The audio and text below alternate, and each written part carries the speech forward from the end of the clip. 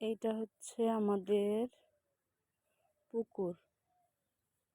পুকুরটা আমাদের মানে ঘরের সাথেই, গ্রামে বলে ঘর। আমাদের ঘরের সাথেই হচ্ছে পুকুরটা, পাশেই। ছোটবেলার কত স্মৃতি এই পুকুরে। ছোটবেলায় পানি ছিল, অনেক পানি ছিল। এখন তো একটু শীতকাল, পানি কমে গেছে। পুকুরে অনেক পানি থাকতো। আমরা 3 ভাই বোন এখানে প্রতিদিন গোসল করতাম, মানে লাফালাফি ঝাপাঝাপি যেটা বলে। আরও চাচাতো ভাই বোন ছিল পাড়া প্রতিবেশীর, মানে সবাই পোলাপান একসাথে আমরা এখানে খুব এনজয় করতাম। তো সেই পুকুরটাই আজ হচ্ছে একদম থমকে আছে, কোনো লোকজনও নামে না। এখন শুধু মাছ আছে পুকুরে, আব্বু অনেক মাছ ছাড়ছে যদিও। তো মাছগুলা ওঠানোর আসলে লোক নেই। আপনাদের ভাইয়া আসলে একটু মাছ করে, বড়শি দিয়েও ধরে, আবার কোনো সময় পানি শুকায় গেলে জাল ফেলে মাছ ধরে। অনেক মাছ আছে পুকুরে। তো একদম শীতের শেষে হয়তো বা মাছগুলোকে টেনে তোলা হবে। তো আপনারা তো দেখে নিলেন আমার সেই স্মৃতি বিজড়িত পুকুর পাড় এবং পুকুর।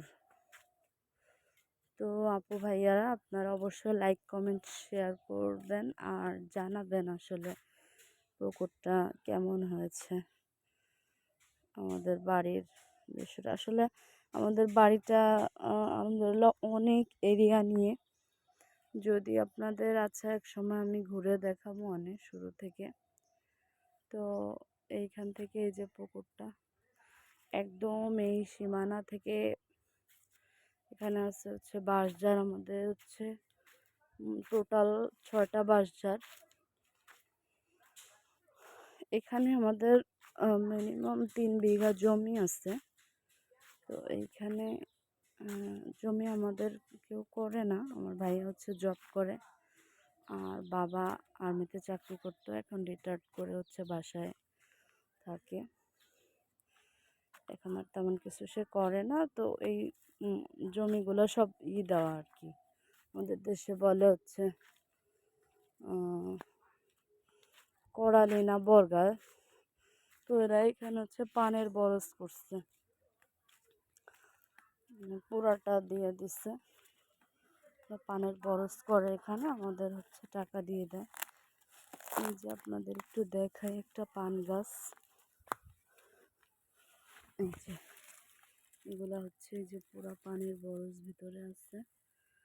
ওর ভিতরে যেতে আমার ভয় লাগে, যদি আমি যাচ্ছি না, একটু বাইরে থেকে একটু দেখাইতেছি আপনাদেরকে।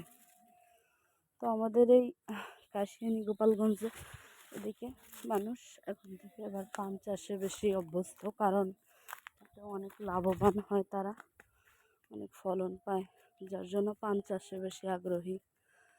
আগে তো অনেক বাকলাই ক্ষেত করতো, ধান লাগাইতো, এখন আর এগুলো না। এখন ম্যাক্সিমাম হচ্ছে পাট আর হচ্ছে বরজ, এই দুটোই করে। এখন এগুলো আস্তে আস্তে বিলুপ্ত হয়ে যাইতেছে বাকলাই ক্ষেতগুলা। তো যাই হোক, আর ব্যাপার হচ্ছে সকাল সকাল উঠে পড়ছি, ছোট মেয়ে এখনো উঠে নাই। আর বড়টাই দেখেন কি করতেছে, নানুর বাড়িতে আসলে মনে হয় নানার গরুকে খাবার খাওয়াইতেই মানে দেয় না ওনাকে। তো সে একলাই ওই যে কালকে হচ্ছে পাতা খাওয়াইছিল না বাবা, এখন কি খাওয়াইতেছে, এখন হচ্ছে যে খড় খাওয়াইতেছে। মানে গরুর পেট কখনো, আমার মেয়ে বাড়িতে আসলে গরুর পেট কখনো ফাঁকা থাকবে না। গরুকে সে অল টাইম মানে টেক কেয়ার করবে, যেমন পাতা খাওয়াবে ওখান থেকে, পরে এখানে খড় পাইলে খড় নিয়ে আসবে, খড় খাওয়াইতে থাকবে, এরকম আর কি। তো যাই হোক, এদিকটাতে হচ্ছে বাড়িটার শুরু, আর একদম এইখান দিয়ে যাচ্ছি।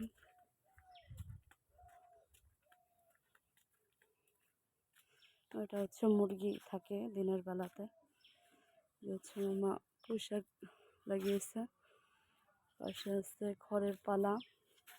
এদিকটাতে একটা গোয়াল ঘর, গরু 2টা থাকে।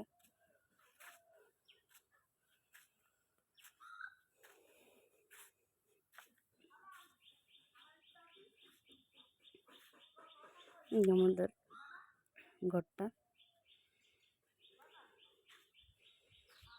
চার একটা ঘর পাশাপাশি।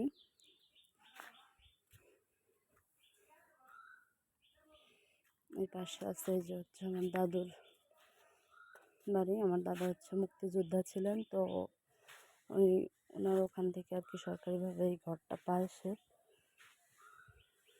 এটা হচ্ছে আমাদের বাড়ির রাস্তা। একদম ওই রাস্তা থেকে হেঁটে আস্তে আস্তে আমাদের বাড়িটা হচ্ছে এই যে শুরু হলো। এখান থেকে একদম আপনারা দেখতেই পাচ্ছেন ওই যে সামনে আবার সেই পুকুরটা, পুকুরের সামনে থেকে আরো অনেক সামনে, মানে আমাদের বাড়িটা মাশাআল্লাহ অনেক বড় সড়ো, অনেক জায়গা নিয়ে।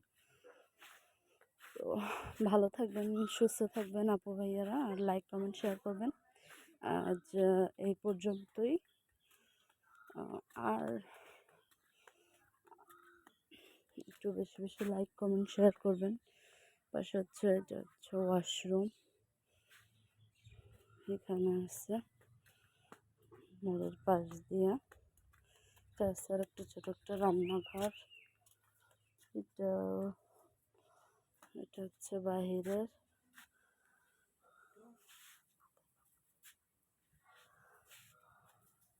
তো এখানে গ্রামে হচ্ছে আপনার এই যে পাটখড়ি দিয়ে বেড়া তৈরি করে।